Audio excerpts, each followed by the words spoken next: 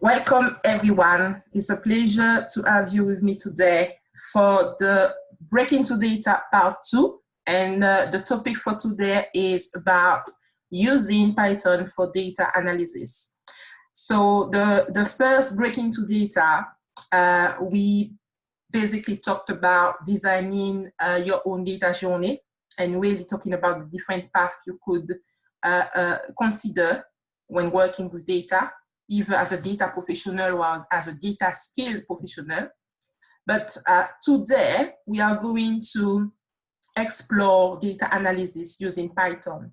So it doesn't matter much if you don't have much experience with Python. For the moment, I'm going to show some code, but if it's a bit difficult for you to follow, don't worry, I can send the code later to you, but it's just to give you a bit of a flavor on basically what you can do in terms of data analysis with Python. Obviously, I'm not going to cover everything because we will be there until next year. But it's really to give you a bit of a flavor and about what you can do. But there's so much to say on data analysis with Python. But I hope that you will leave today with a few, with some knowledge and with some skills, new skill set, with some new skills. All right, then, let's kick off. So I'm just trying to remove this, making sure that is not a problem. All right, so that's the big welcome. And I think we waited long enough, so let's go. All right then, so I'm just going to introduce myself first for those who do not know me. I am Audrey Limery, and I am the founder and the CEO of LY Corp, which is a data strategy consultancy. And if you don't know, I am French, and I am from a small island called Martinique, which is located in the Caribbean. So as part of LY Corp, I also have another business, another brand, which is LY Corp Academy, which is basically providing data training solutions to individuals. So for me, my mission with LY Corp Academy is to enable professionals with data skills, so enable a generation of data skill professionals, okay? So a little bit about my businesses, again, in a nutshell. So LY Corp is a data strategy consultancy branch. LY Corp Academy is the data training branch. And I'm also currently the Chief Data Officer at Full Spectrum, which is an education tech startup, which is based in London. And basically Full Spectrum is my client. And my latest venture is Dash Factory. So I'm currently developing an application that will help businesses with analytics and with dashboards. So they'll be able to leverage their data and get some value out of their own data using dashboards, actually. And it's going to be a cloud platform. All right, so enough about me. And this is, in a nutshell, the data skills framework from the Open Data Institute.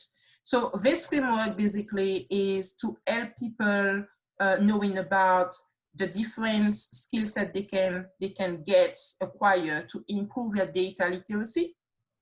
And today, we are actually focusing on mostly on the green tiles there, I would say.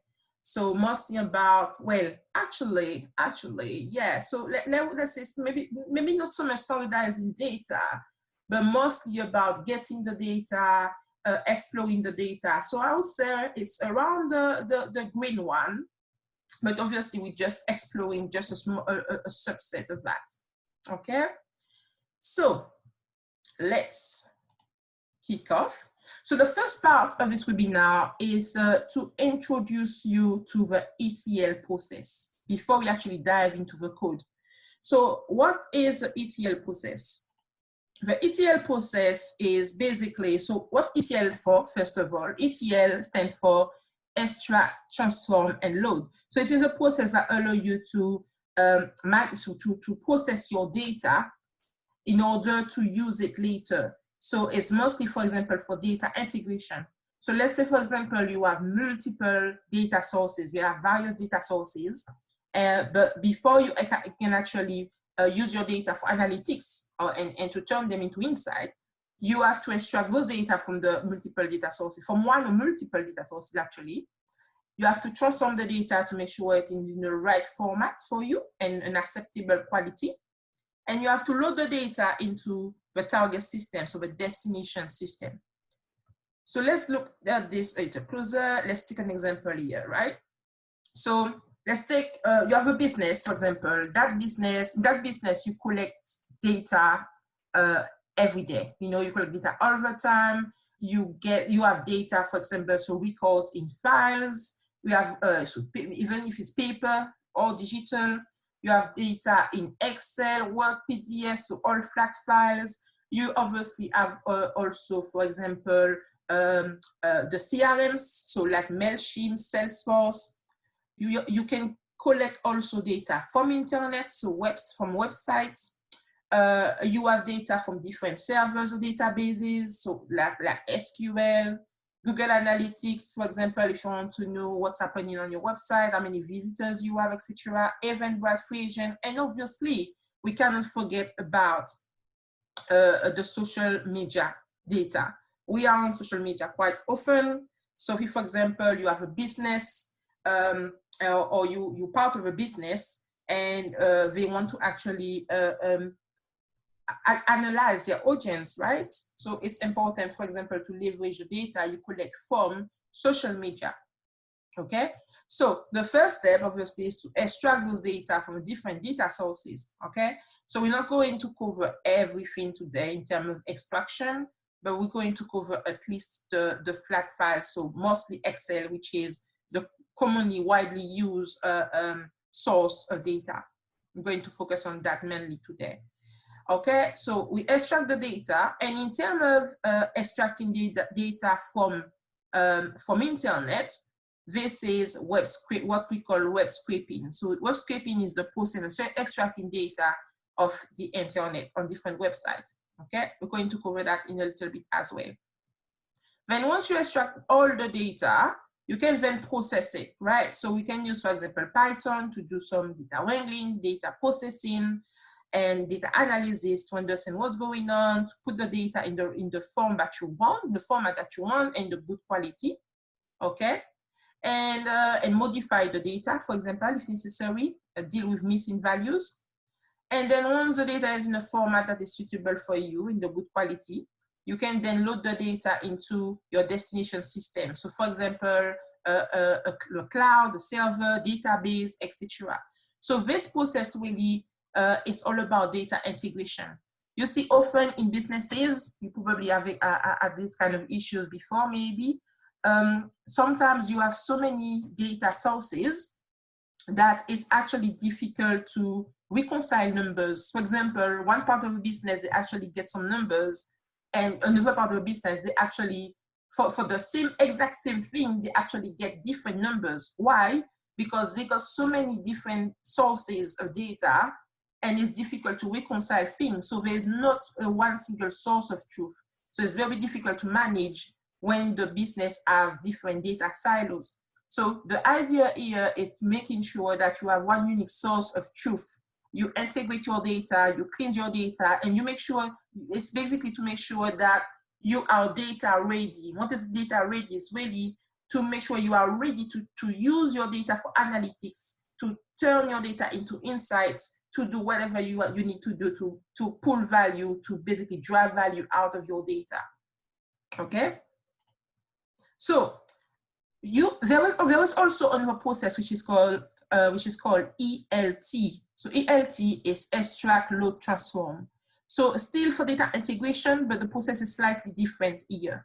The difference is that first you extract the data, then you load the data as it is into a destination system, and from that you can actually transform the data whenever you need it. You process the data, standardize the data, but the data will actually stay already in the destination system. So it's slightly different, and I think it's a matter of preference in terms of what basically what system, what process you want to use. But I think it's really a matter of preference. But in terms of being data ready, my preference would go, I would say, actually, I don't know if I want to state a preference, because I think it's on a case-by-case basis. It really depends on maybe on the amount of data you have, on how many data sources you have, on the processes you have in the business. So I think it's really on a case-by-case basis. I think that it's all about analyzing the problem, the challenge you have, analyzing basically how much data you have, and then you can make an educated decision. Okay, so that's the difference with between ETL and ELT. And here, so as you can see, so that's pretty much the same thing, but the only difference is that you switch the load and the transform. So technically, you extract the data, you scrape the data, load the data as it is into your destination system, and then you can transform your data from your destination system. Okay.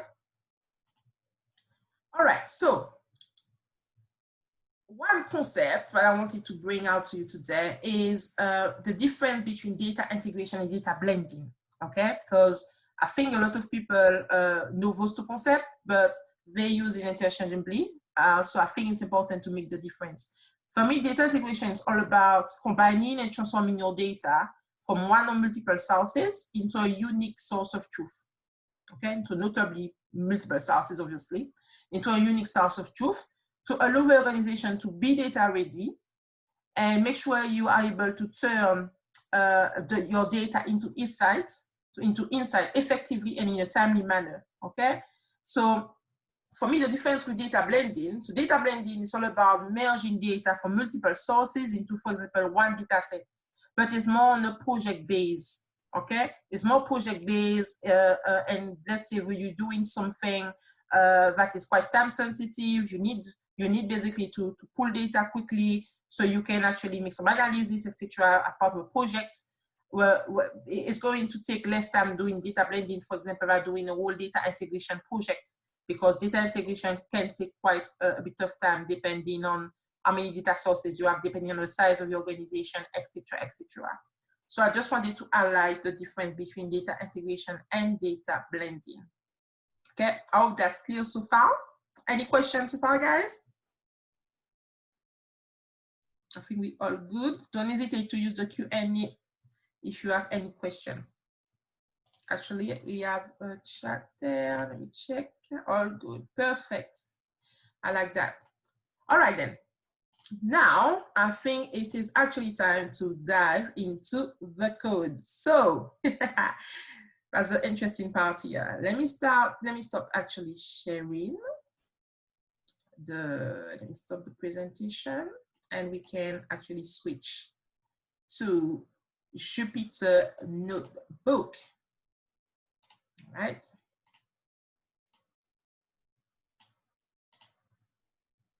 Okay, so I'm going to zoom in a little bit to make sure that you guys can see things properly. Good. How is it like everyone can see properly here? That's good.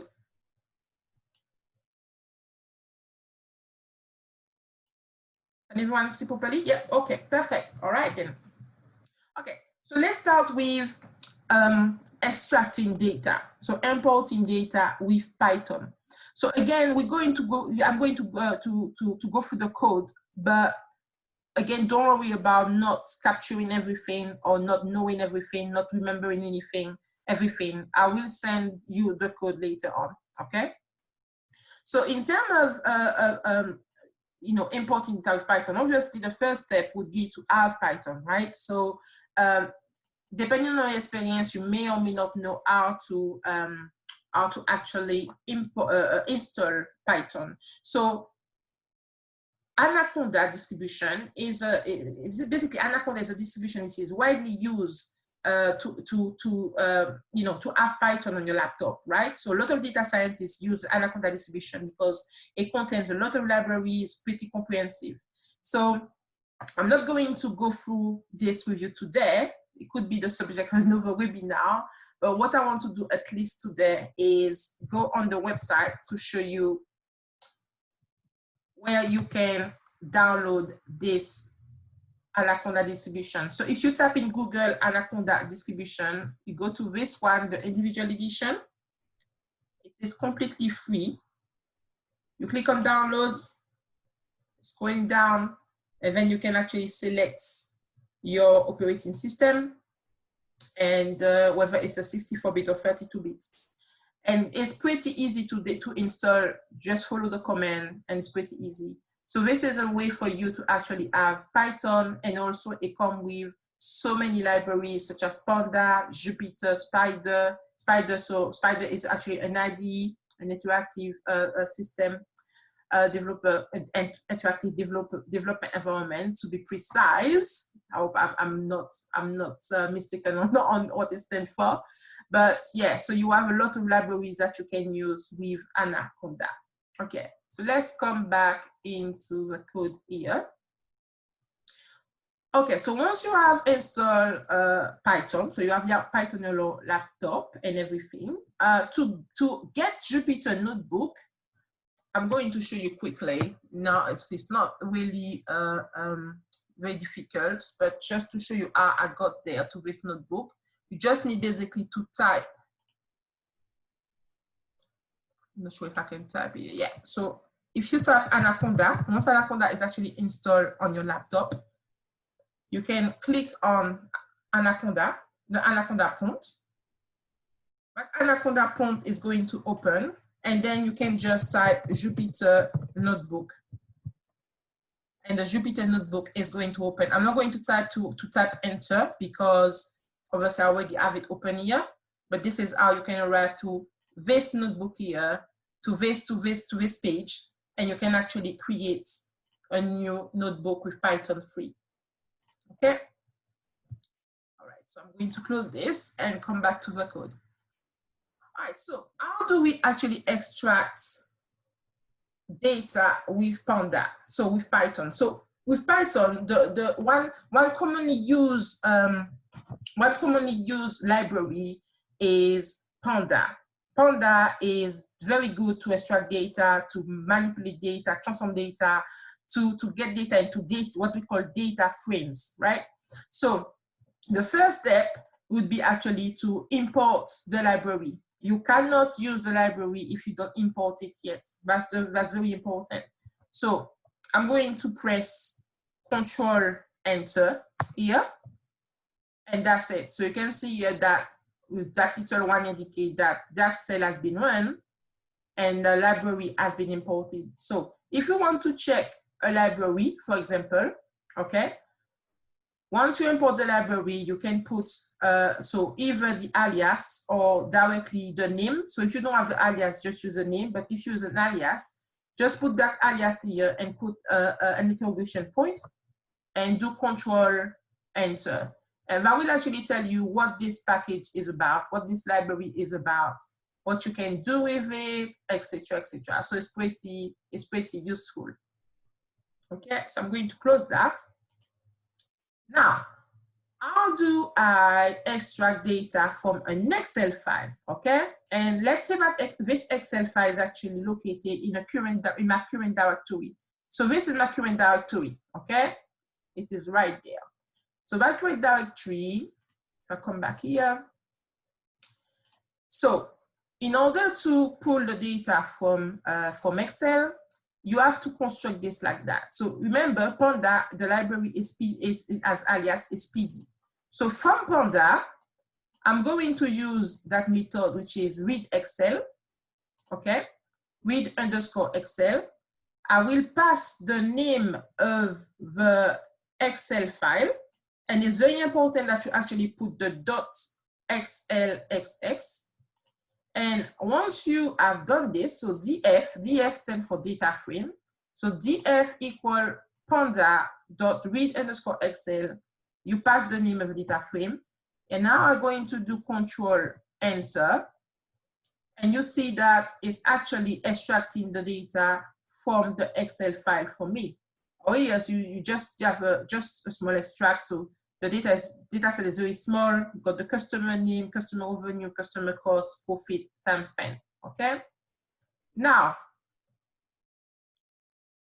let's go to my next cell. So let's say, for example, that I have an Excel file, but I have multiple sheet in that file, right? I have multiple worksheets. So how do I pull one specific worksheet? So what you can do, you use the same code, but you need to pass that parameter, which is sheet name, and then you pass the name of a tab, the name of a worksheet. Okay. So the name of the tab here for me is customer data. So I'm going to pass that, and it's returning the data for me.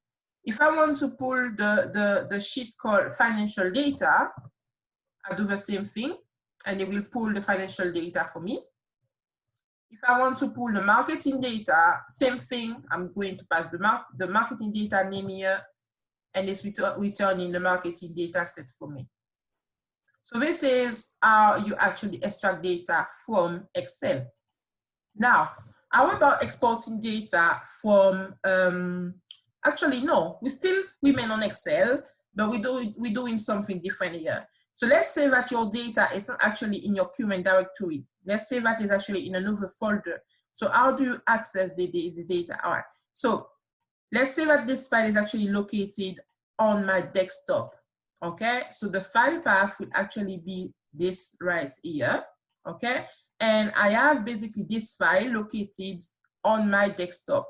The file name is data.xls. Okay, so instead of passing that data name, that file name here as we did here, what you can do is assign that name to a variable. So that's another way to construct things. Then, so you specify the path, the directory, you specify the file name, and that library is basically what we call OS, which is operating system. So that library helps you to actually navigate through directories, those kind of things. So, for example, what OS path John will help me do is to construct the actual path with this directory here and the name of the file. So if I run that cell, you will see that it actually returning the directory for me. It's doubling the slash characters, but that's normal because it's just make sure that no, I think it's about an escape issue. So it's actually normal that you see this like that. So once you get actually that line, what you can do is pass it within PD read Excel. Okay, you just pass that inside the parentheses. You do Control Enter, and it will basically return the data for you. Okay, cool. So just as a bonus, so if, for example, you want to set your current directory to your current working directory to another one, okay, what you can do is os.chdir. You pass the path for the directory you want to set as working directory, and that will do it. I'm not going to run it, obviously, just to avoid problems. Now, let's say you want to extract data from a CSV file, okay? So the only difference with Excel is that here.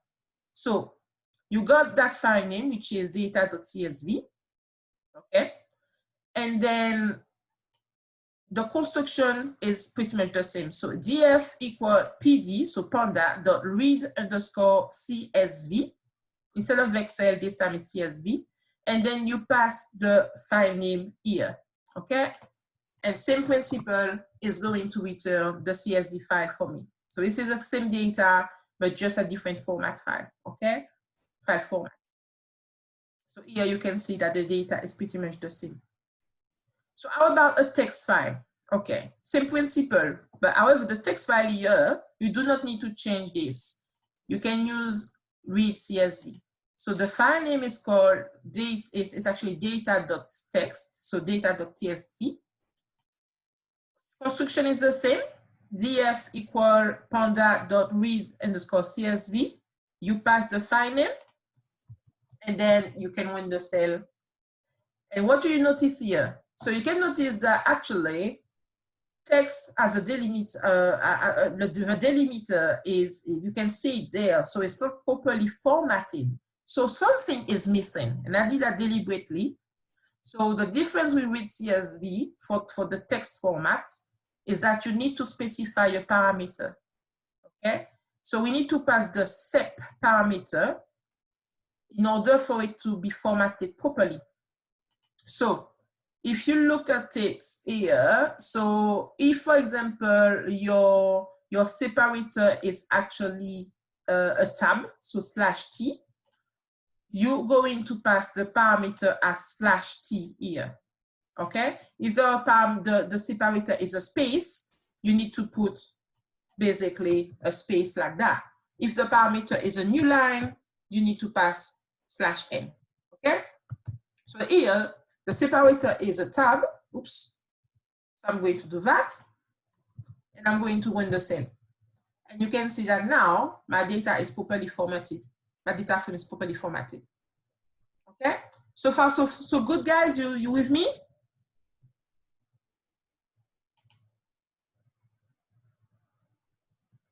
Okay, great stuff. Great stuff. Awesome. If you have any question or hesitate. Okay. So let's say that you want to extract now the data from a text file, but without the header, okay? So you just need to pass another parameter, which is header, and you do header equal none, okay? So same construction as this line here, but you just need to add another parameter, which is header equal none.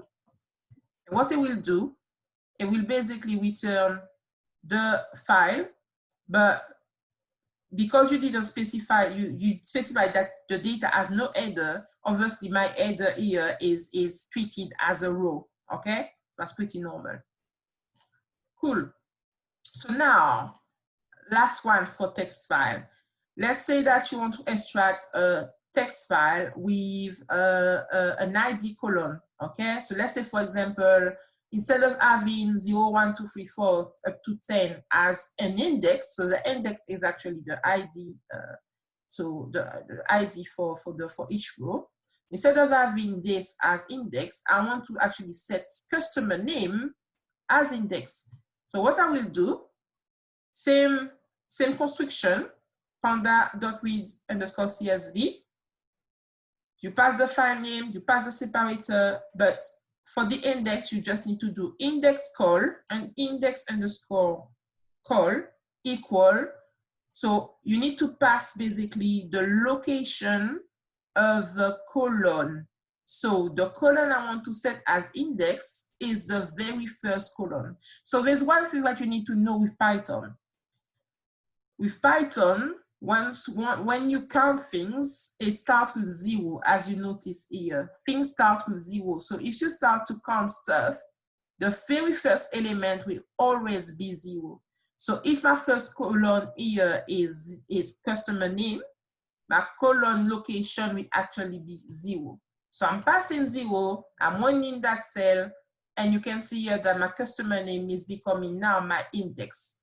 Okay, you can see that it's actually different from this here. Customer name is actually a column, but here customer name is actually an index. Okay? All right, so we are done with the flat files. Now, let's see how we can actually extract data from SQL. So obviously, guys, one note, some libraries are coming with an Anaconda distribution, but sometimes you will be required to install libraries with Conda distribution because it's not installed yet. By ODBC, I think, as an example, I'm not quite sure that is coming with Anaconda distribution. So in order to install a library, so I'm just going to do a quick parenthesis here. So you need to go into your, let me try to open a new one. You need to open a new Anaconda prompt, okay? But the trick here is probably best to do it as an administrator. So if you go in here and you tap Anaconda, you do right click, and you run it as an administrator. is to avoid any authorization permission issue.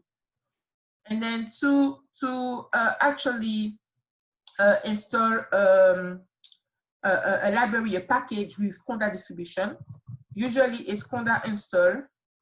For example, there will be PyODBC. Okay. Sometimes libraries won't be available with Conda, so it means that you need to install it with a pip distribution. So the normal, I can say that the normal constructor for Python, if you want, I'm not really sure of the term, but the normal way to do it with Python without the Conda distribution is with pip. So it would be pip install and then PyODBC normally.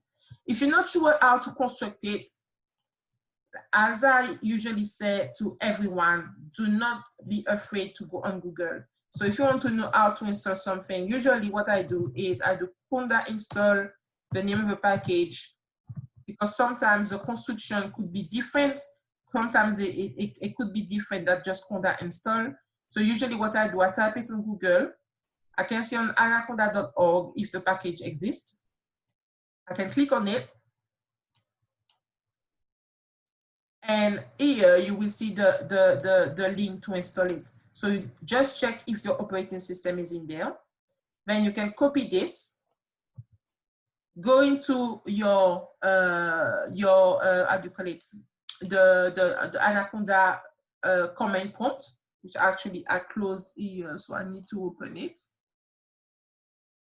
And once you're in Anaconda prompt, you can do that, press enter, and we'll actually install the library for you. So that was a quick note, obviously, but hopefully I will try to do a webinar later on about Anaconda, about installation and everything. Okay, let's go back to business. So to extract data from SQL, usually that's a widely used library. So PyODBC, it's actually a driver that you need to deal with SQL. So let's say that you have SQL Server installed on your laptop locally, right?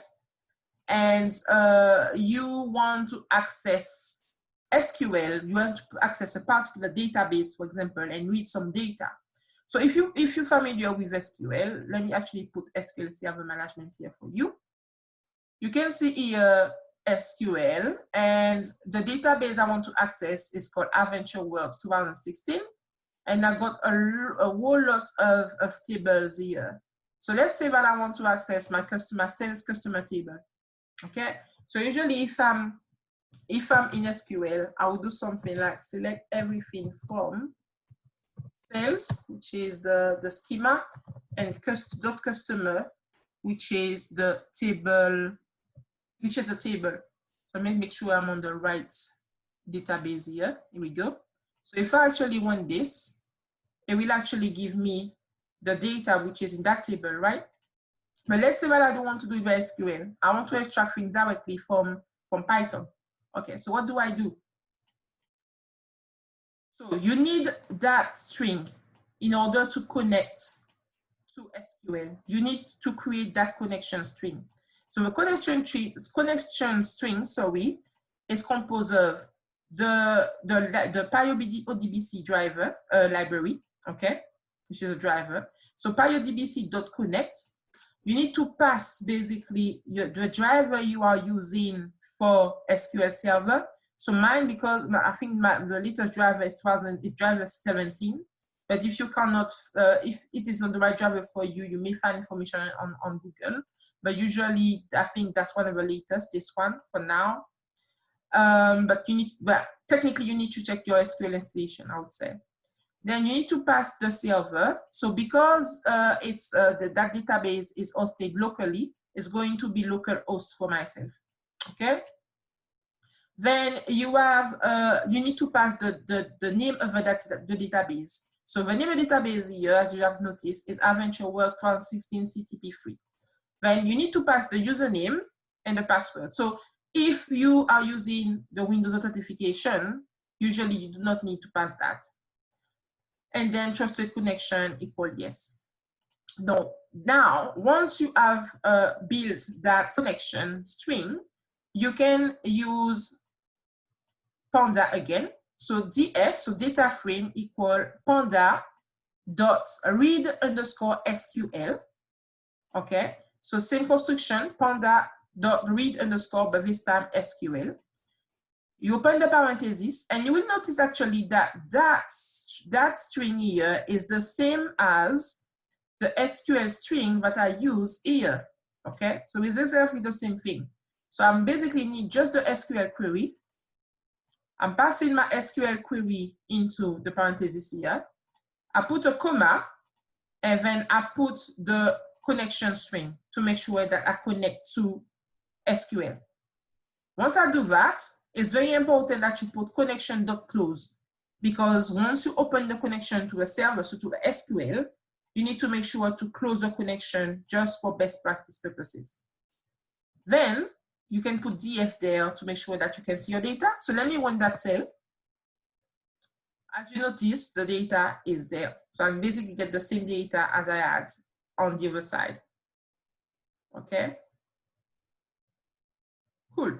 So let's say now, just a tip, guys. Let's say, for example, that I only want to see, you know, just 100, the first 100 records. What you can do with df, with the data frame, is put df.head and pass the number of records you want to see. So if I want to see the first 100 records, I will pass 100 into the head one here. Let me put this as comments. And it will return the first 100 records in a sense, yeah, okay? If I want to see just the first 10 records, same thing, same principle, okay? If I want, for example, to see the records only from, actually the first 100 records as well, same principle, I can actually use .loc, which is looking for location, okay? And this is actually the same thing as that. So if you don't specify the first number, it just means that take everything from the beginning, so from 0. Or what you can do as well is get the record from row 100 to row 199. So remember, because everything starts with 0 on Python, so obviously if I put 100 here, it's going to end at 199. So if I run that, there's nothing, probably because there's not enough data in the table. So let me maybe try something a bit smaller. So 10 to 20. Oops, what's going on? I still went in, actually. Uh-oh. Yeah, it might take a bit of time because it's connecting to SQL. So I forget that I have to wait a little bit. So the star here means that things are actually running. So I need to start to wait until things are finished to run. And sometimes it can mean that Python, the kernel is stuck. So what I will do, I will interrupt the kernel and restart things. Here we go. I'm just going to import the libraries. On that, import the file here, and we should be fine. Oh, okay, what's going on? Sorry guys, I think it's taking a bit of time. So let me make sure everything is okay. Yeah, I think, bear with me, I think there's a problem with the laptop. I'm just going to check everything is okay.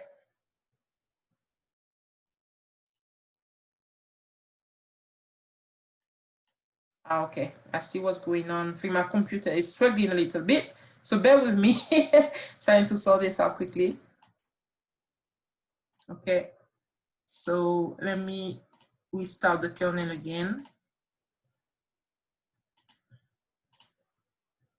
There we go. Okay, so let's start that. Oh, it still doesn't run for some reason. Oh, we're having a few tech issues. It happened, yes, indeed, Jerome. Thank you. Okay, what's going on? Come on, come on, come on. Do something. doesn't want to work. Okay, let's try something else. Let me see if I can reconnect maybe.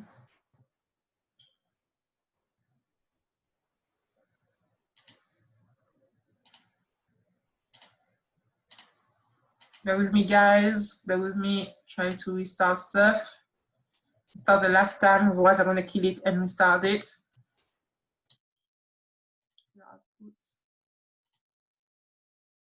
Okay, let's see.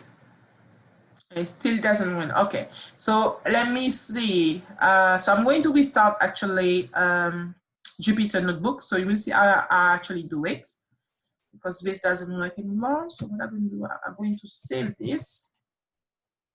I'm going to close this actually. So let me log out and quit actually.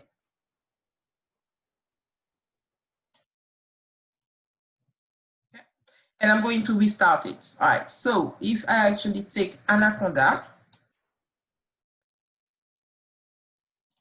I'm going to kill it here to Control C.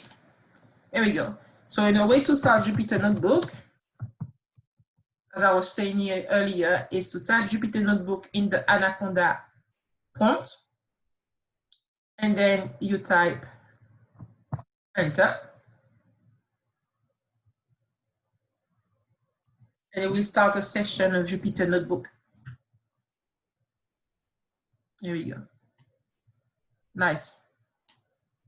As you can see, it brings me back to here, and I just need to go to my file, my folder.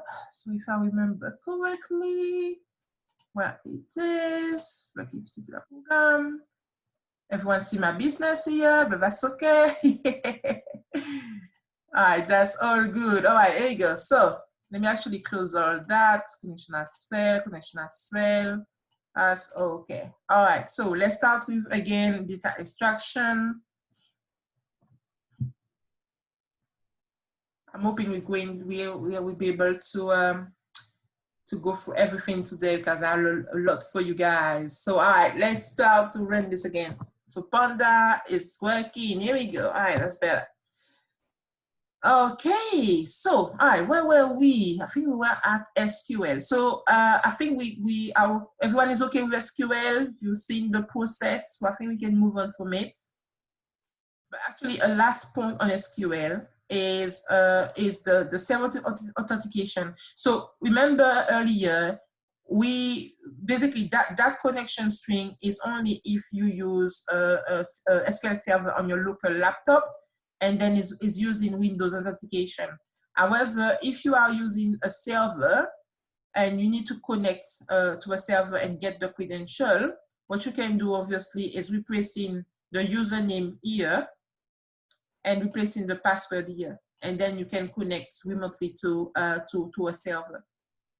Okay, so that's it. That's how you extract data with SQL. And I wanted to show you actually quickly how to create a data frame with Panda. So I'm actually going to do that live. So let's say, for example, you have some data. So let's say you have a list. I'm going to do this. Let me see. So you have the data, and you have, for example, 1, 2, 3. Okay. 1, 2, 3. Then I do this. I'm going to create it quickly. And 4, 5, 6. Actually, like this. 4, 5, 6. And 7, 8, 10. Forget this again. 7, 8, 9. Okay. So let's say you got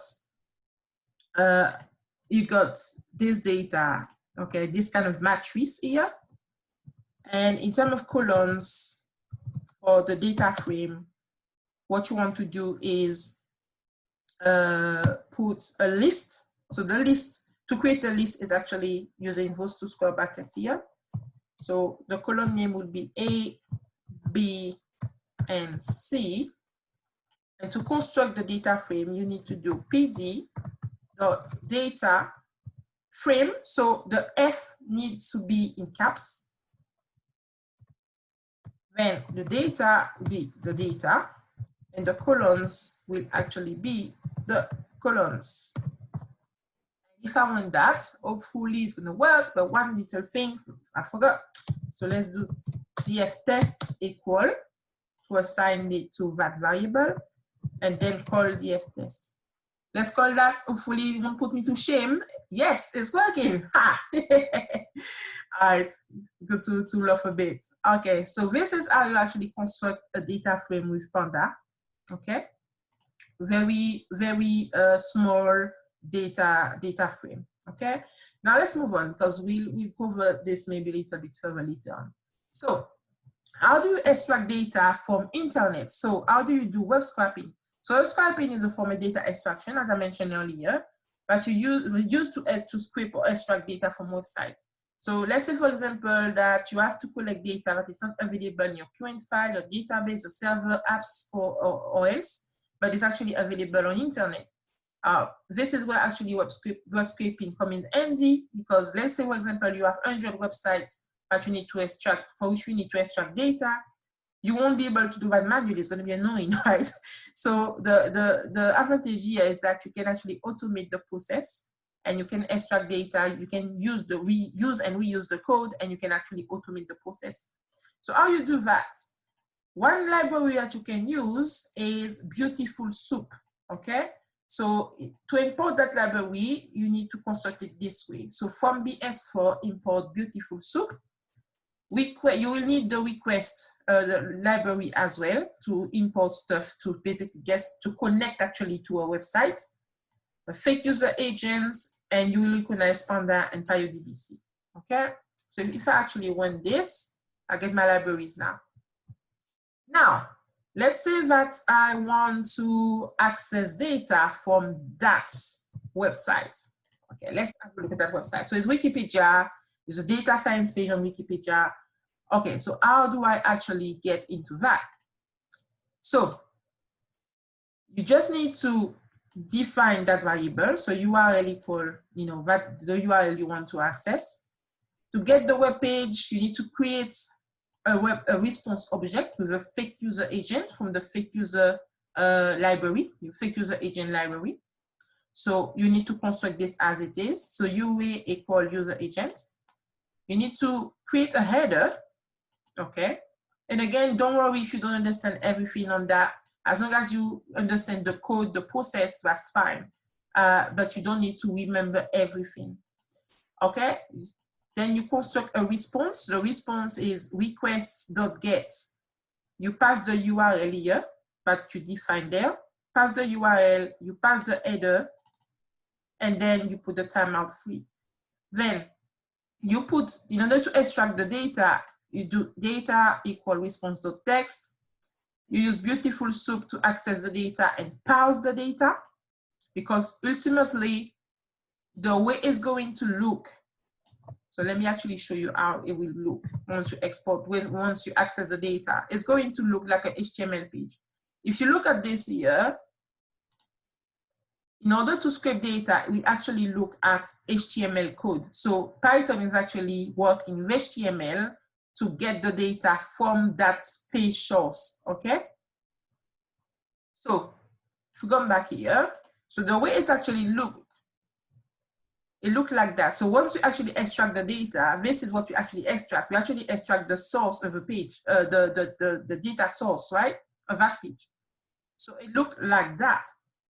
And if you know HTML, you will know that you got different kind of tags. You got the link tag, you got the p tag. So you get different type of tags. So by knowing which tag you want to extract the data for, so let's say, for example, you want to extract the tags for, let me put the code there. You want to extract the A tag, okay? So you need to construct this like that. So you basically create two variables, tags and each ref, and you use this code, and you can run that cell. And you will see that here, I actually extracted all the title of a page along with the link, okay? Along with the link against it. So I didn't extract all the text, I only extracted the titles and the links, okay? So this is how you actually extract data from internet. Okay then. So far so good, guys. If you have any questions, don't worry. Please ask. And if you don't understand something, again, don't worry. You'll get this code later, and you can just reuse the code and change the parameters. Okay. So let's say, for example, you want to still basically use that page. You define the URL, but this time you want to basically to just extract the text. So you just need, for example, to change the tag. Earlier, we used the A tag from HTML, okay? But this time, you just need to use the P tag, which stands for paragraph normally, okay? So if you actually check all the P tags, so for P in soup, which is basically the HTML data source that we captured, we find all the P tag, and then we can actually construct a data frame. Well, it actually inputs all the text that are on this page. Okay, cool. I'm going to try to speed up a bit so we can cover everything.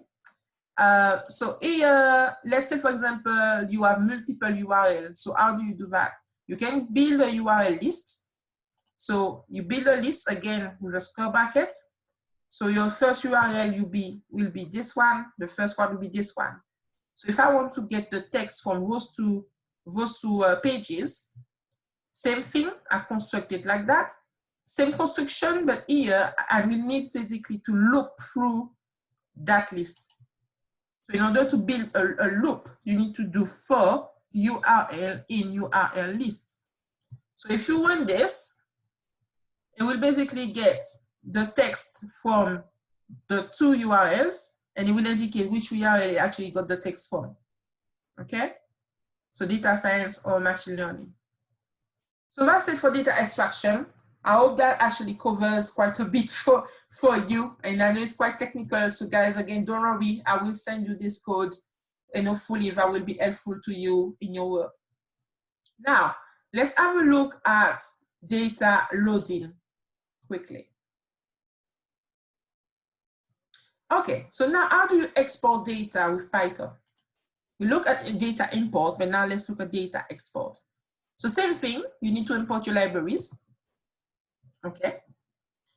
Then if you want to check, for example, what is 2CSV, again, if you want to check what a library does, what a package does, etc., you can use this kind of construction, and you can put the interrogation point, run the cell, it will actually give you information on the package or the library or else. Okay. Now, how to create a data frame?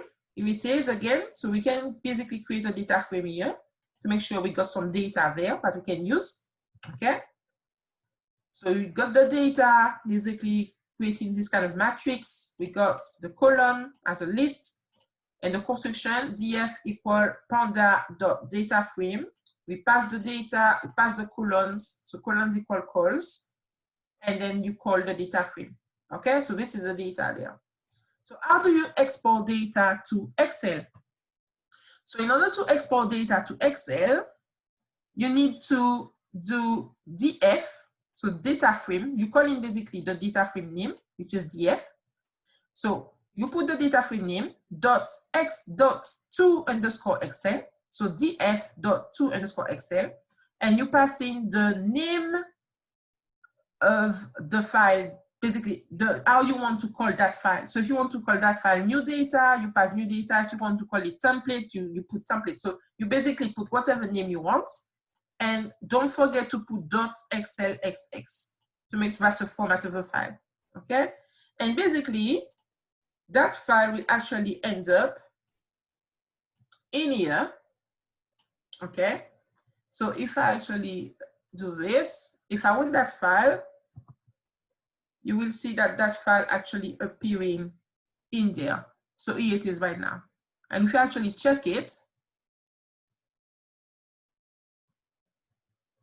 you will notice that we actually get the data that we add, that we actually constructed from the data frame. Just want you to make sure that you guys see it. Here we go. So you can see that the data frame is actually in that file. Okay. So now, let me close that. So now we basically export the data to Excel. How do we export data to Excel, but using basically a sheet name? Same principle as importing the data to Excel. So you do df to Excel, you pass the name of the file, and then you pass the name of the sheet. So if we want this, and we look at that file,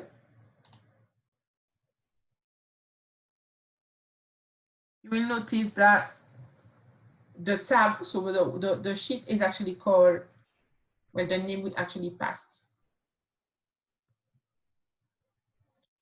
Test data. Okay, so this is how you do it.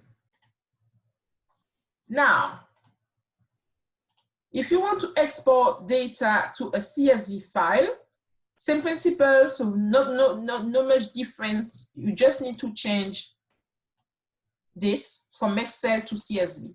So you got the data frame, then you do df.to_CSV. You pass the name, so basically you indicate the name you want to call that file, and here the format .csv. If you want this, then you will see that file appearing here, new data.csv. Cool. Now let's try to speed up. So if I want to export data to a CSV file, but I don't want any headers and I don't want any index, same thing. You just need to pass those parameters in there. Okay. Now, if I want to export data to a text file, I need to use toCSV, so data frame.toCSV. I pass the name of a file, so I indicate the name that I want, the format .txt, and I need to indicate the separator that I want. So if I want to separate the data with a tab, I need to put /t. Okay, so SK character and T. If I want that cell,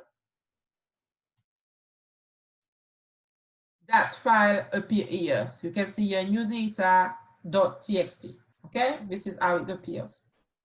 So if I actually want this, you can see that the separators are actually it's basically tabs, right?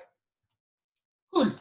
Okay, so now if I want to export data to an HTML page, because that's actually possible as well. So let's say that I want to export my data frame to an HTML page that I can open on the browser. So you just need to do df.to_HTML. You pass the name and .html. And if I want that, and I go to my folder, you can see that I have a web page there, an HTML page there. If I want that HTML page, it will open in my browser locally, okay? And I can see a data frame here, my data frame, okay? Here it is. Cool. All right, so that's how you export it to an HTML page. Now, if you want to export data to SQL, let's say that you extracted your data, you transform your data, and now you want to actually save it into an SQL database, an SQL server. So let's look at the data pipeline actually now, all right? Let's take an example where I actually extract some data from internet, from a website called BMF TV, okay? So let's have a look at BMF TV. This is that file. Let's say that I want to extract the title from that file and the links, basically, the different URLs to see what kind of news title are appearing on that website, right? So we use the web scraping codes that we basically looked at earlier, okay? So if I want that, you will see that it's giving me that data frame with the different titles and the link, okay? So let's say, for example, if I want to see the article, Bouche du Rhône, Samia Gali demande, it's in French if you haven't noticed. So Jérôme probably noticed that it's probably a French, it's a French website. So basically, you can take that link and access it. So let's say, for example, and actually I did this project as part of basically as a mini project for clients. So that was actually a real life experience here. So Once you got that data frame, what you can do is build the connection to SQL, okay? So same principle as earlier when you want to read data from SQL, okay? So here you need to basically create your connection string, okay? So I just changed the name. The name of the variable can be different. It can be connection. It can be whatever you want, as long as you use the same name here, okay? So build your connection string to make sure you can connect to SQL, okay? Once you got that connection string, you need to create a cursor to execute your queries. So you do cursor equal connection dot cursor, and you can execute the query. So basically what you're gonna do here is create a new table. So if you look at SQL, let me pull SQL Server here. You will notice that BMF TV, I have a database already that exists there, okay? I already have BMF TV, but what I'm going to do is drop that table so I can replace it. So drop table, BMF, is it BFM? BFM TV, underscore TV. Here we go. So if I pull this here and I do that and I drop the table, oh, it doesn't exist. Okay. Oh, I deleted it already. Oh, perfect. Okay, we're all good then. Okay, good. All right, so you notice that that table is no longer there. That's perfect. So if you come back actually to here, we need first, before we can actually integrate the data into that table, we need to create a table. So we need to pull basically to write this query here, okay? Then you do cursor commits, and here basically it's just a bunch of stuff, basically just pulling the news title and making sure that you can insert the data into your table. So you can see that in order to do a construction, if you know SQL, you will notice that the script, the query is pretty much the same as what you use for SQL, okay? And you just need to pass that query into cursor.execute.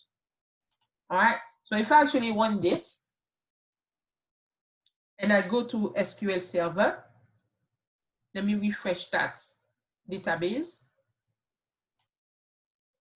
You will notice in table that that table actually exists here, okay? So we have a new table now called BFM TV. And what I'm gonna do, let me now read that table, okay? So let me run that cell, and we'll notice that I got my data here, okay? So the data has been exported to SQL database. So this is actually how you export data to SQL. Now, if you want to know other formats in terms of exporting data, what you can do is dir parentheses, you pass panda.data frame, parent that cell, it will give you basically all the methods you can use. So if I actually scroll down to read the bottom, for example, you can see all the methods you can use with Panda data frame. So 2 clipboard, 2 CSV, 2 dictionary, 2 Excel. So just to give you an idea if you need to look into what's feasible with Panda data frame. Okay, so this is the exporting data part. Any questions so far, guys? You follow me so far? All good? Perfect. Good, good, good. All right. Now let's go to data wrangling. Okay, so here again, it's just to give you a flavor in terms of what's possible with Python, with Panda, okay, in terms of transforming, processing data. So this is the data wrangling part, the data processing part. So same principle, we're going to import our library here. Okay, import Panda as PD. Then I'm going to extract data from an Excel file just to make sure that we can get some data that we can use. Okay, so we're going to use this data that you've seen before, the customer name, the customer profit, etc. Okay. Then, in order to get the preview data frame accessing data, so we've been through this before. Let's say, for example, you want to look at the top end record. Okay, so you need to use the method .head. And if you use df, so df, the data frame, that basically where we pull the data, so that df. If we do df.head and you don't pass any number, the default number is 5. So if I just do df.head, it will return the 5 first record, the 5 top record of that of a data frame. So basically the first 5 record of that data frame. If I want to see the 5-7 record, the first 7 records of a data frame, I can just pass the number 7 and return the 7 first record. Okay? That's how you do that. Now, if I want to look at the last n records of the data frame, what do I do? So same construction, df dot, but instead of using head, you use tail. So same thing, the default number will be 5. So if I want this, it will return the 5 last records of a data frame. And if I want to see the 7 last record of a data frame, I pass 7 and it record the 7 last record. Okay? So this is how you do that. Now, if I want to see the column names, what do I do? So it's very simple. So you take df, the data frame, and you do dot column. Okay. So by doing that, you can see that it will actually return in all the column names for me. And if actually you want to use the column name and pass them as a list, what do you do? So for example, what you can do is calls equal df columns.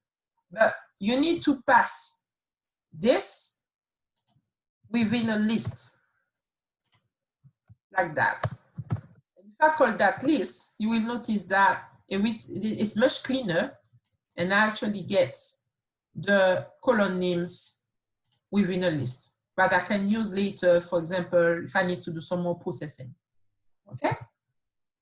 Now, if I want to rename the column of a data frame, what do I do? So simple as well.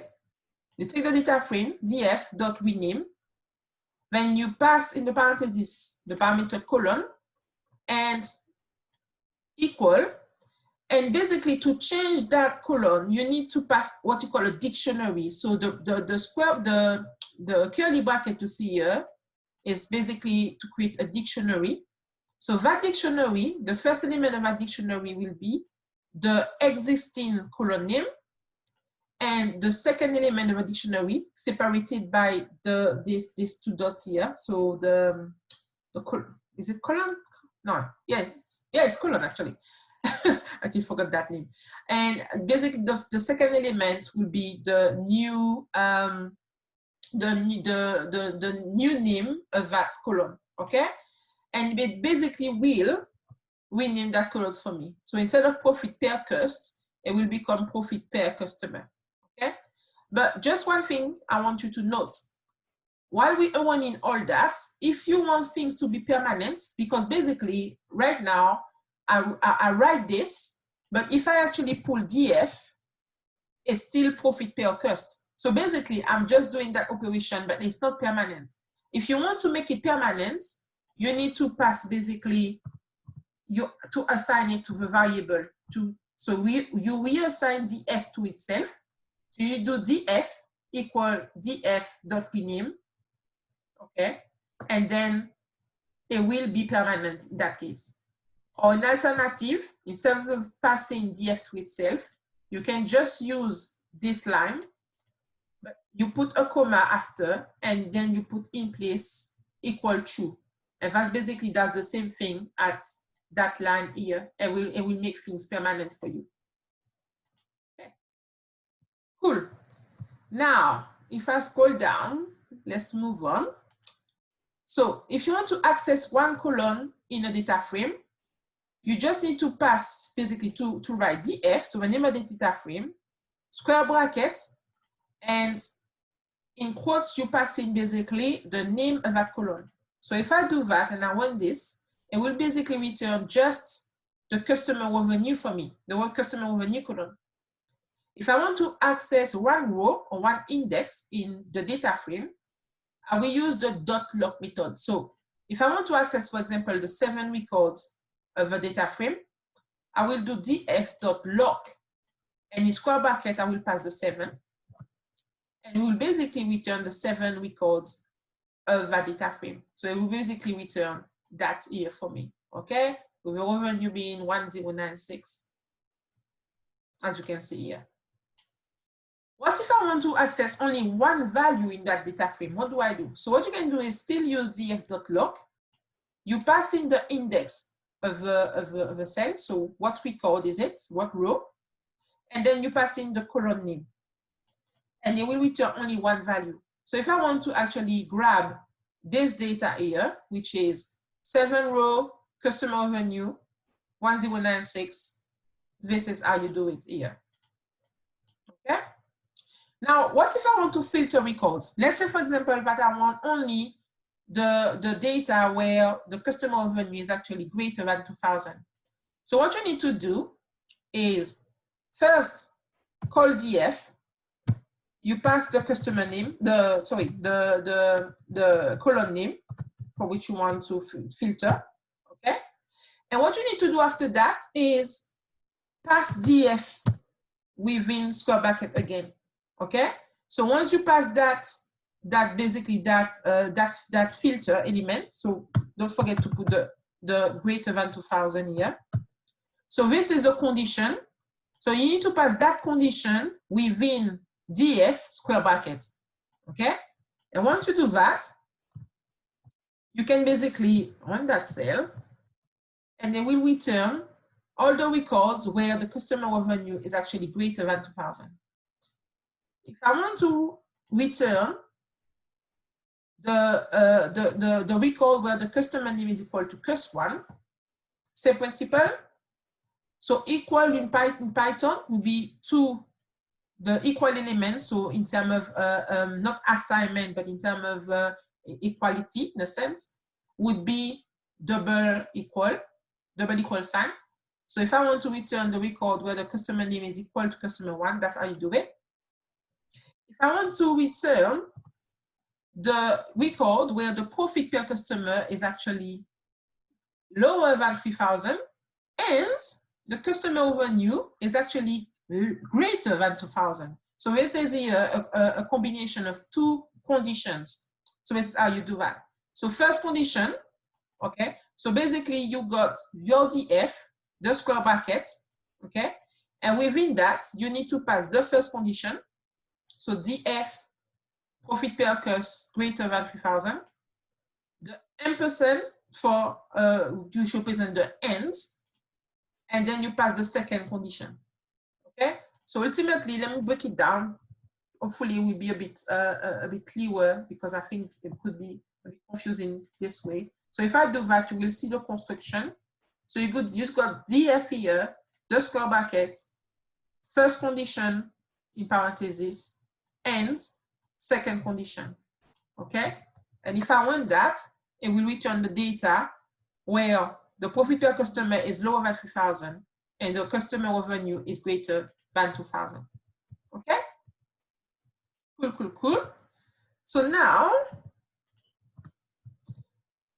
let's see how we can handle missing value. We are running a bit late, guys, but hopefully you can bear with me. I have some good stuff coming. I also want to show you about data exploration quickly.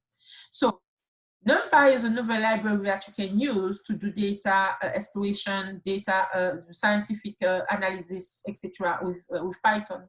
So NumPy, you can import that library. So NumPy as NP. So NP is actually the alias commonly used for NumPy. And if you want to check what NumPy is, same thing, you can use that constructor and you can actually check information about NumPy. Now, if you want to basically to deal with missing value, first let's create a data frame which have missing value in there. So to create missing value, we can do basically so create a data frame, but a missing value will be represented by np.nan. So it is a way to actually construct things with missing values, np.nan. So if I do this, you will see that I got a data frame with missing value. I have a lot of missing values there, okay? All the nans there. So to replace the missing value in the entire data frame, you can use either Panda or NumPy. So using Panda, you just need to call that data frame, so df.fillName method, And if you want to replace the missing value with zeros, for example, you can replace the missing value with any kind of data, but you can just do that. If I want to replace it with ones, I can replace them with ones, okay? Oops, sorry. I think the laptop is playing a little bit, so let me do that. There we go, okay. So this is how you actually replace missing value with Panda. If you want to use NumPy, you can do dataframe.replace, and you basically replacing the np.nan with 0. So this is the method of construction for NumPy. And it's basically giving you the exact same result. Okay? So now, if you want to replace missing values in a single column of a data frame, what do you do? So same principle, Panda, df.fillAny. We got a question. Does it matter whether you use Panda or NumPy to do this? No, it doesn't. As long as it's basically, it provides the same result. So basically, I think it's a matter of preference in terms of what library you rather use. But Panda is mostly used for this kind of operation, I would say. But I think it's just a matter of preference. Does that make sense, Jaslyn?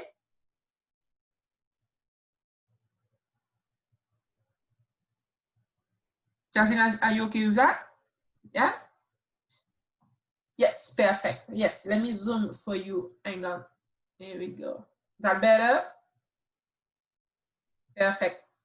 Okay, cool. So, same principle, use df.fillAny. But in order to replace the values for a single column, you just need basically to specify that column. So you do df, you specify that column into the brackets, okay, and string. And then you apply the method, the .fillAny and 0.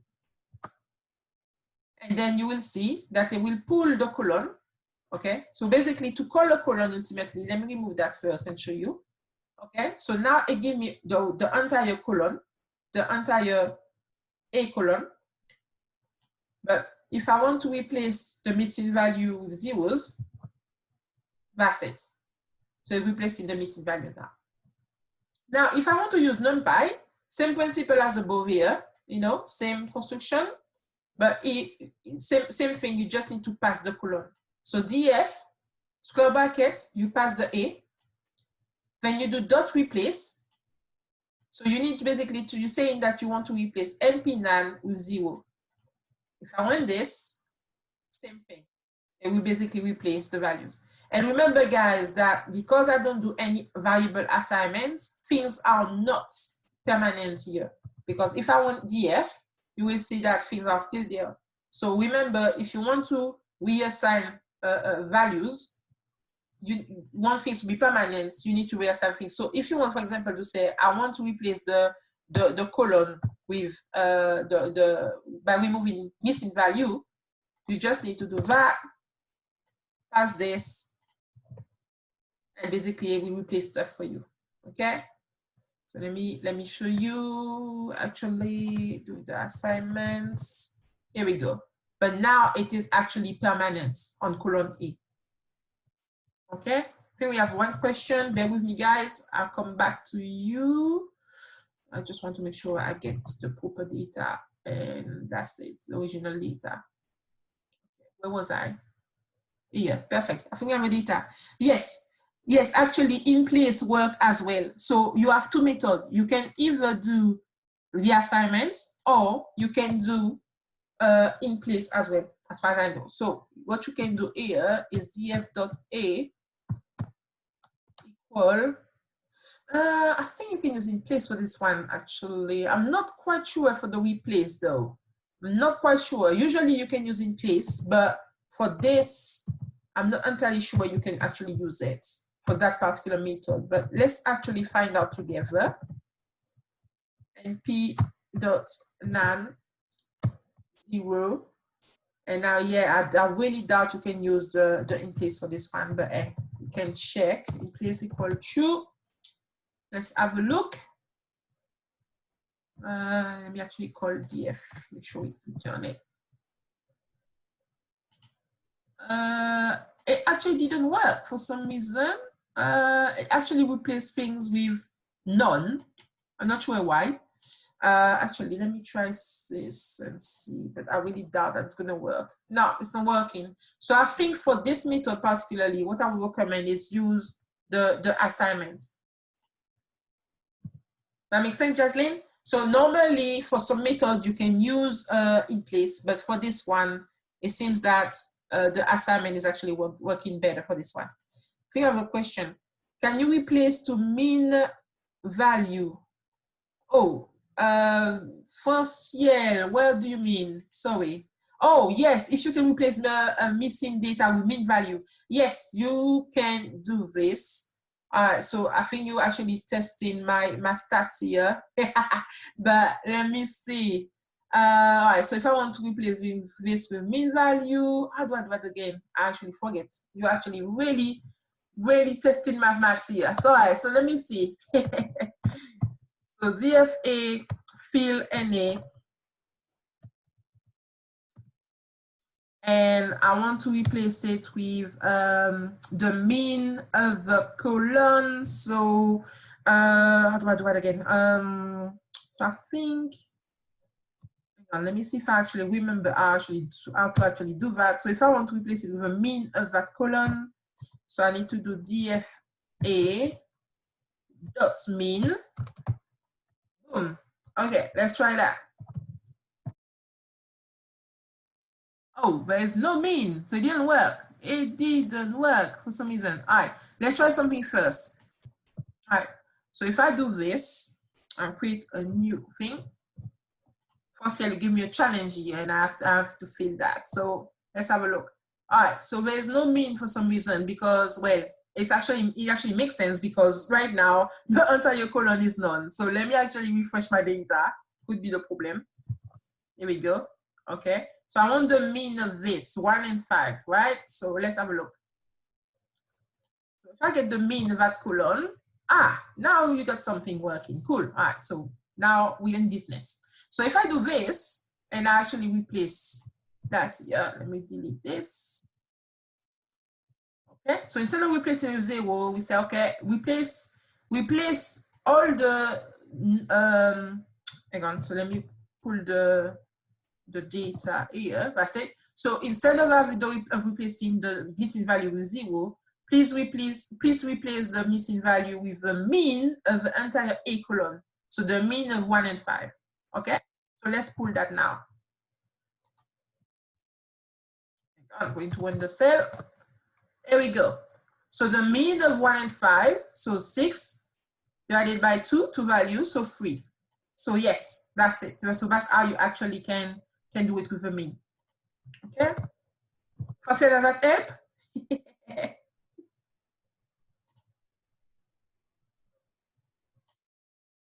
Marcel, all good? Happy with that? Perfect. Awesome. I like that. All right. You tested, you give me a challenge here. I like this. Okay, good. Let's keep moving, guys. All right. So here I'm going to put replace missing values with the mean of the column A. Okay, cool. So if we keep moving, so same thing here. I think we went through this one in terms of assignment with NumPy, so that's fine. Let's keep moving. So if you want to, I think we have a question. Hang on. Oh, no, that's fine. All good. Good. So if we want to return all the records or the rows where the values in the column A are null. So there are multiple ways you can do that. So you can do df, so still with a square bracket there. And inside the square bracket, you need to pass PD, so panda dot is any, so any meaning null. So PD dot is any, and within the parentheses of is any, you pass the colon, so df dot dfa, okay, which is basically the colon of a data frame you want to know where the null are.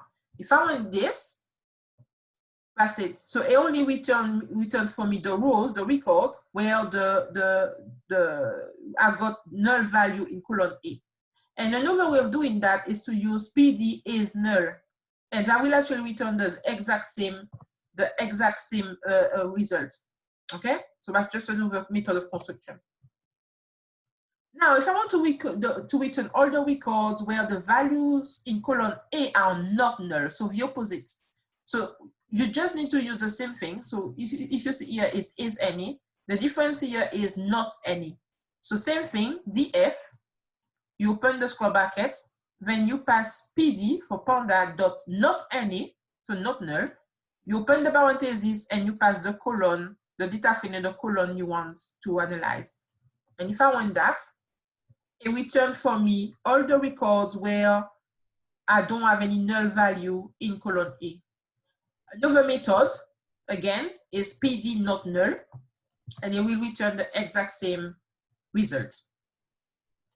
All right, so let's keep moving. So here, if I want to return all the records and the rows where the values in column A or C are null, okay, so it's an OR here. So what you need to do, the OR operator in Python is this, that bar, okay? And then you just need to do, so df, let me try to break it down here. So you got the df, the square bracket, you pass in pd, so panda dot is null in parentheses, and inside the parentheses, you are passing, actually, hang on, 2 seconds.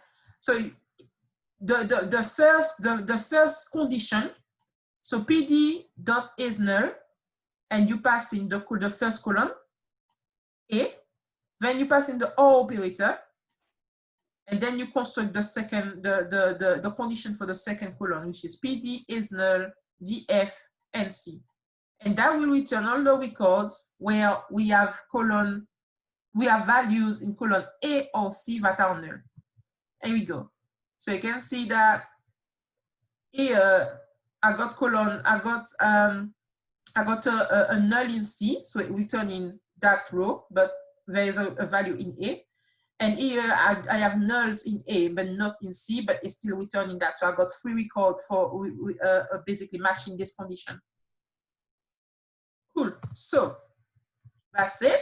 Now, if I want to return all the records or rows where the values in column A and B, so this time is an N operator, are null. So instead of using that vertical bar, which is for OR operator, we use the ampersand, which is here the N operator. So same principle, got the df with a square bracket. Inside of that, you pass in the first condition, pd dot is null. You pass in the first column, and pd dot is null, and you pass in the second column. Okay? And if you want that, there's only one record that actually satisfies these conditions, and this is this one. Okay? Where column A and B are null. So that's it. Now, how do you create new columns? So to create new columns, you can basically just make an assignment. df, pass the name of the new column, and pass the data. Okay? So this is how you can create a new column to that data frame. If you want to do a colon operation, what you can do, let's say I want to create F, but F need to be column E plus 10, okay? So it will be 11, 12, 13, 14. So I can just do that, simple. And it will return basically a new column for me. Okay, now how do you aggregate data? So to aggregate data, you can use group by. So guys, we're running a bit late, but I hope you can bear with me, that's okay. And we still have a little bit to cover, but we are nearly there. Thanks for your patience. So, in terms of aggregating data, you can use group by. And group by can help you perform 3 operations, so splitting the data into groups, applying a function to each group individually, and combining the result into a data structure. So, to extract data from, well, now you're going to basically extract the data from Excel file just to get, so we get some data there. But you can see the difference here is that I got customer 1 multiple times, I got customer 2 multiple times, and customer 3 multiple times.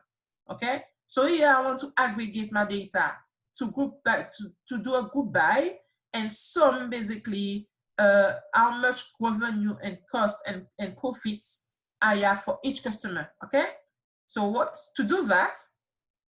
you take the data frame, so df dot group by.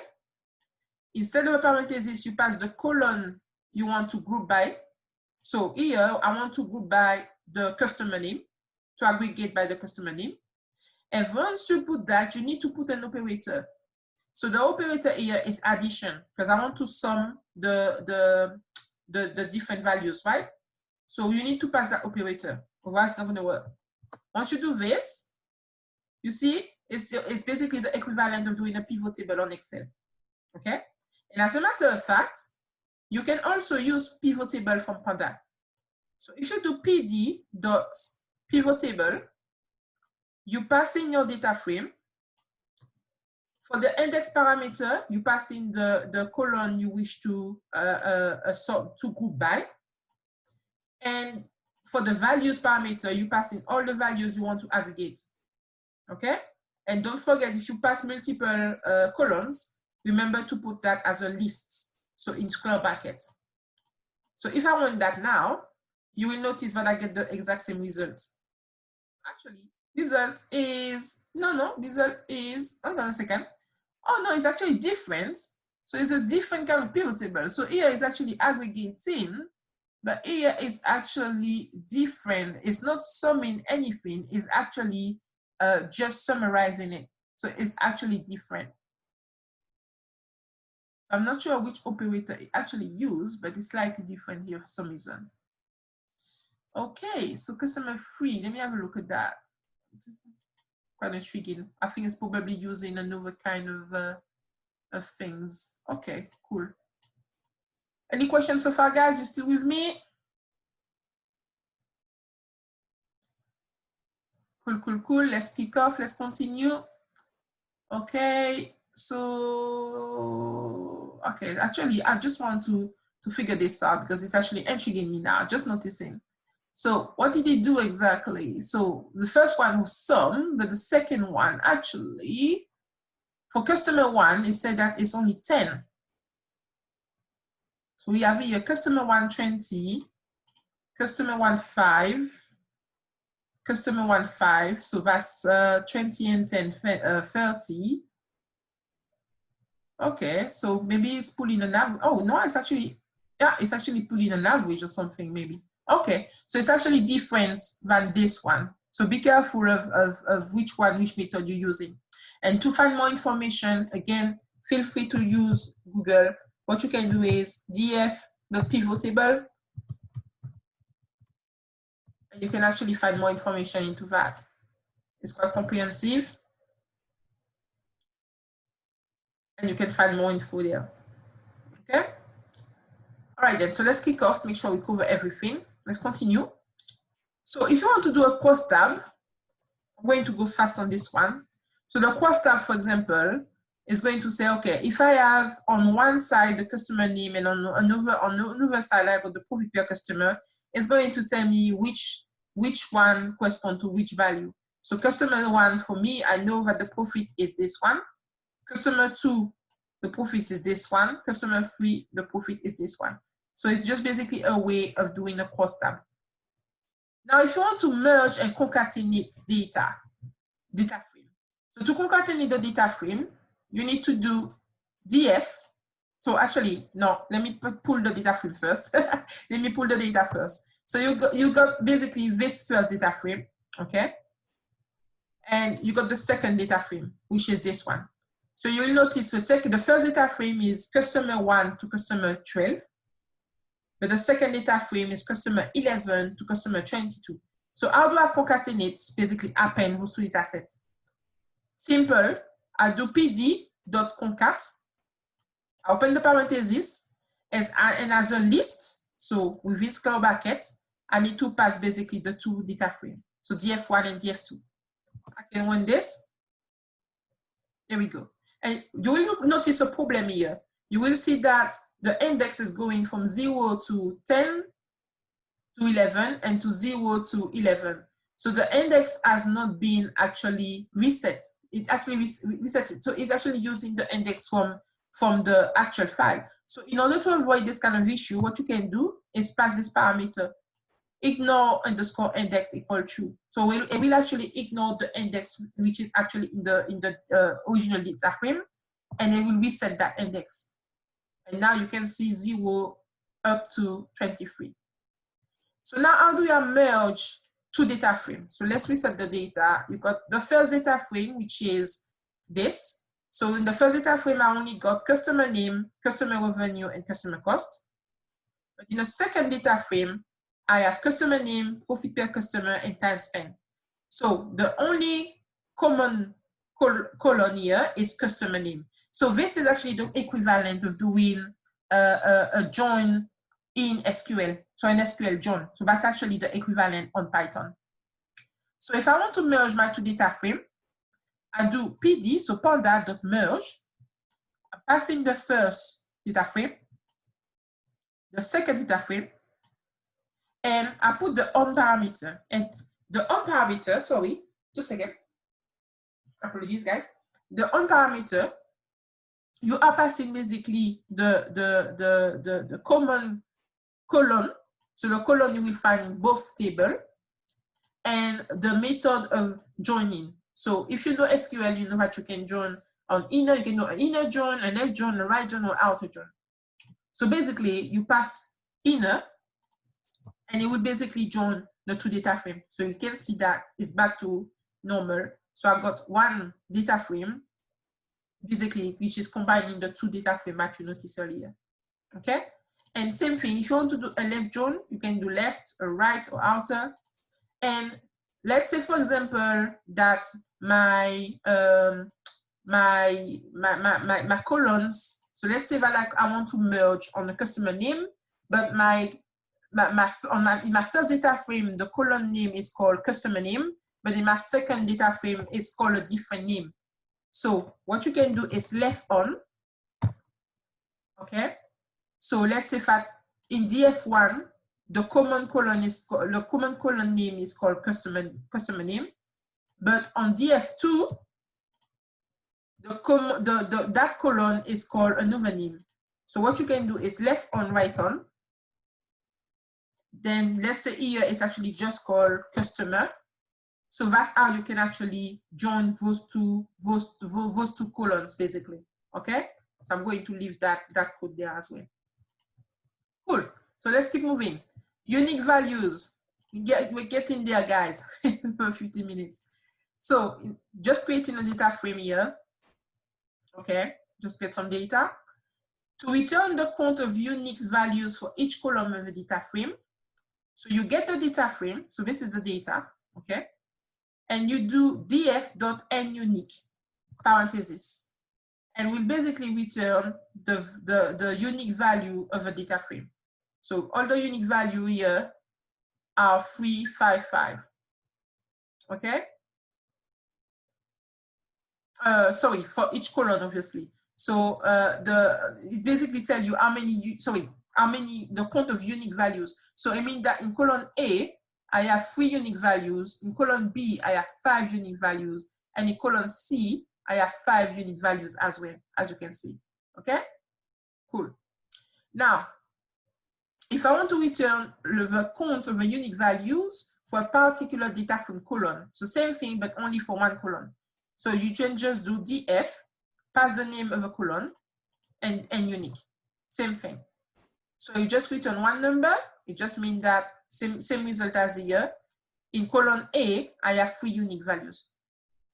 Now, if I want to return the count of each value for a given data frame column, so I do df column A dot value counts. So here it means that the index is actually the unique values. So for column A, you will notice three unique values. Look at that here. So in column A, I got 1, 2, 2, 3, 3. So I got 3 unique values in column A. So for each unique value, basically, what it will do is say that for value 3, I have value 3 twice. For value 2, I got that number twice as well, 1 and 2. And for value 1, I got that number only once. Okay? So this is a method to actually see how much unique values you have per value, basically. Now, to do some basic stats, let me actually pull some data here quickly. So that method, I'm going to give you actually 3 methods here to do some quick stats on your data frame. Let's say you have a data set and you want to quickly analyze, see, for example, the count, the mean, the standard, the mean, the quartiles, the max. What you can do is actually do df.describe. And there we go. It actually gives you some basic stat info on your data set. You can see the counts. So how many values I have for customer revenue? So we got 12 values everywhere. The mean of the mean of a column, the standard deviation, the mean, the quartiles, and the max. Okay. Now, in order to return the covariance between suitable the covariance for your data set, so it will do that only for the suitable columns. So the covariance is actually a measure of a joint variability of 2 random variables. So what you can do is df.cov, and then we return the covariance for you. And a last start method to return the correlation. So it will basically return the correlation for the suitable columns. So the correlation or dependence is a statistical relationship. So you do df.core, and it will basically return the correlation. So if it's one mean that is a great correlation. So obviously there is a great correlation between customer revenue and customer revenue, obviously, because it's exact same column, right? But here we can see the correlation between customer revenue and time spent is 0.2. So the correlation is not that great, that big. It's quite normal. The data set is small. There's not a big correlation here. Okay, so this is the data wrangling part. And a last part I want to cover with you is actually the exploratory data analysis. I think that's actually something that's quite handy, and I really want to leave you with this, guys. So let's cover that quickly. So with Python, you can do exploratory data analysis, or EDA, and it's an approach to analyze data sets to basically to summarize their main characteristic, often visual methods. So in order to do exploratory data analysis with Python, we use Panda profiling. So Panda profiling is an open source Python module with which you can quickly do EDA with a few, just a few lines of code, okay? So in order to do that, obviously you need to install that library. So again, as I mentioned earlier, guys, to install it, you need to open your Anaconda command prompt and install it this way. You copy that and you press enter. If you don't have an Anaconda distribution, you need obviously to use pip install. You have a question? Oh, Jaslyn, yeah, no problem, Jaslyn. If you have any question, feel free to drop me an email later, and I can help you out with this. Okay, can you tell us some public data set for training? Very good question. I think the best way for you to get some data set is to go on Kaggle. When I need some data set, sometimes I just go on Kaggle. So I will actually type this for you in the chat. So Kaggle websites, you will find some good data set on there. People basically doing challenges, kind of thing, or posting solution about stuff. So Kaggle, I would say, is a good place to find some training data set. Answer your question, Francia?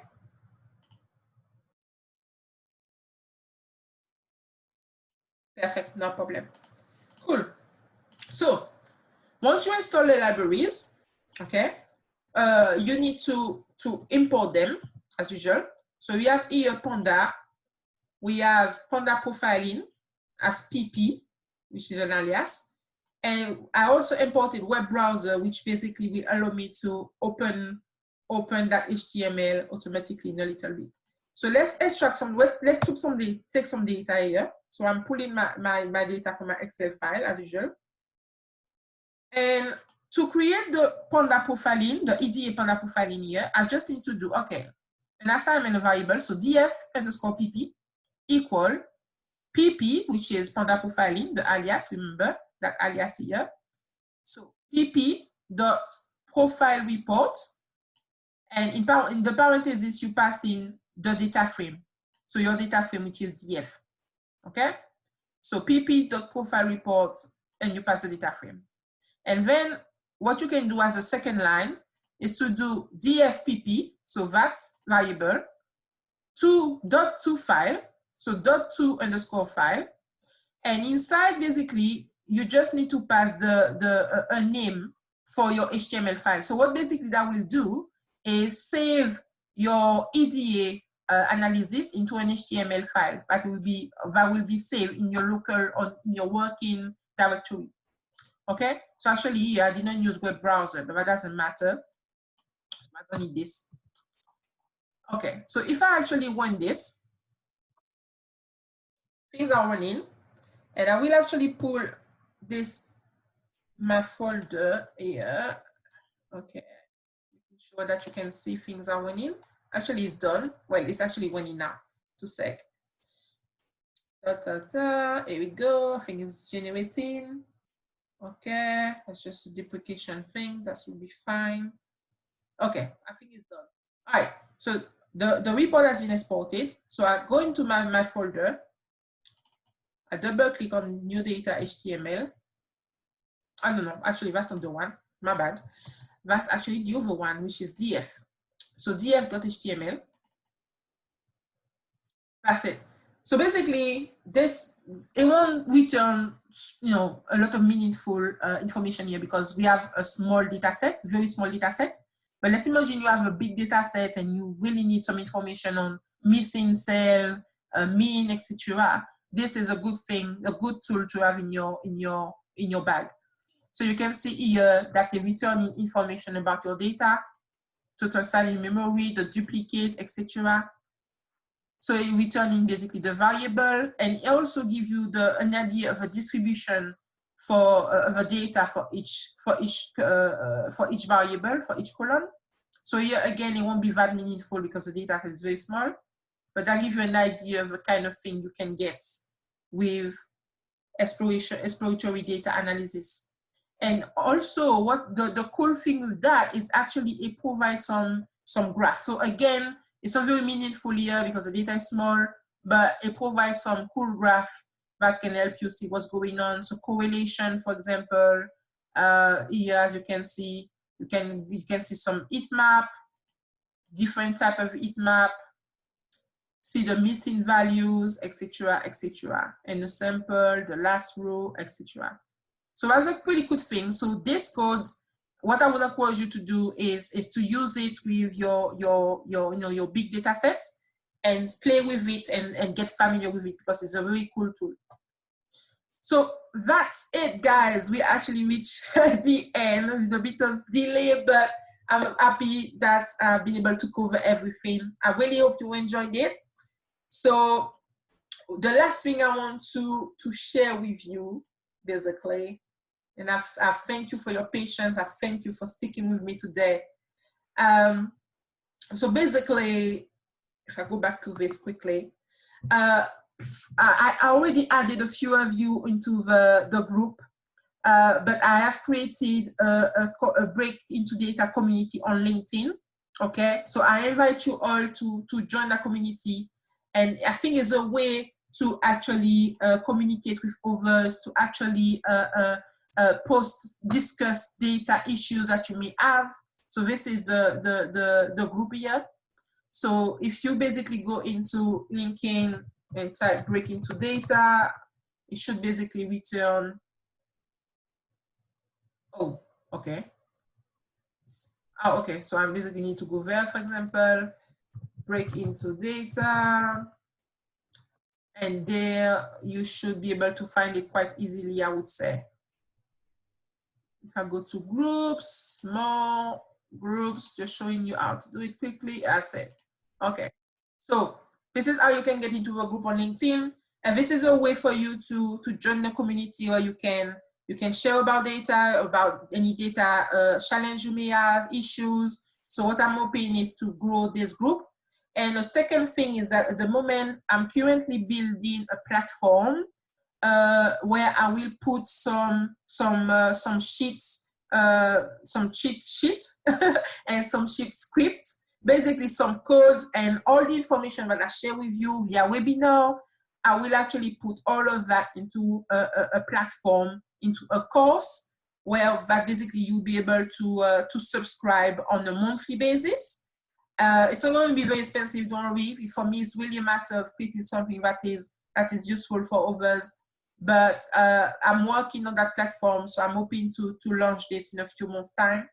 So that's it, guys. Thank you so much for joining today. I really hope that you enjoyed that session. Feel free to provide any feedback. If you have any question, any feedback, please feel free to reach out to me. I would love to hear your feedback, to hear from you, and also about the kind of subject you would like to approach, the kind of topics you would like to have in future webinars. So that's it, guys. Thank you very much. Oh, sorry, I think there is a question. What is the name of the website you mentioned for public data set? Yeah, it was Kaggle, actually, Italia. So I wrote it in the chat for you. So thank you, guys. Thank you very much for joining. I really appreciate your time today. And again, if you have any questions, feel free to reach out. It's been a pleasure.